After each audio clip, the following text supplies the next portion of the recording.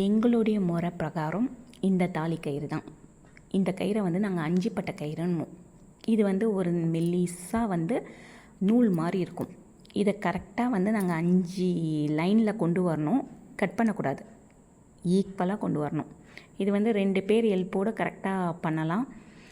இன்றைக்கி வந்து கேமராவையும் பிடிச்சிக்கிட்டு என்னால் சரியாக அவ்வளோவா பண்ண முடியல. நான் வந்து எல்லாத்தையும் கரெக்டாக ஈவனாக கொண்டு வந்துட்டு அதுக்கப்புறம் பண்ணலான்னு பார்த்தேன். அதுக்கப்புறம் எனக்கு வந்து ஒரு பக்கம் நீட்டிட்டு போகுது, ஒரு பக்கம் இதுவாக போகுது. அதுக்கப்புறம் என் ஹஸ்பண்டை கொஞ்சம் பிடிக்க சொல்லிவிட்டு நாங்கள் 2 பேரும் சேர்ந்து தான் இந்த கயிறை வந்து 5 பட்டியாக கொண்டு வந்தோம்.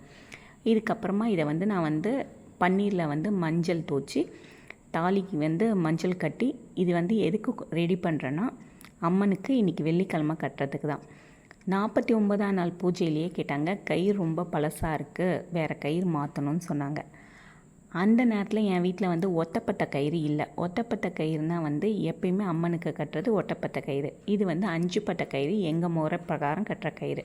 இதை வந்து நம்ம 5 பட்டையை ஒட்டப்பட்டையை ஆக்கி அதுக்கப்புறம் மஞ்சளில் தோச்சி கட்டலான்னு சொல்லிட்டு யோசிச்சுட்டு இருந்தேன். போன வாரமே மறந்துட்டேன், கட்டணும்னு நினச்சேன், மறந்துட்டேன். இந்த வாரம் நான் ரெடி பண்ணி எடுத்துகிட்டு போய் அம்மனுக்கு கட்ட போகிறேன்.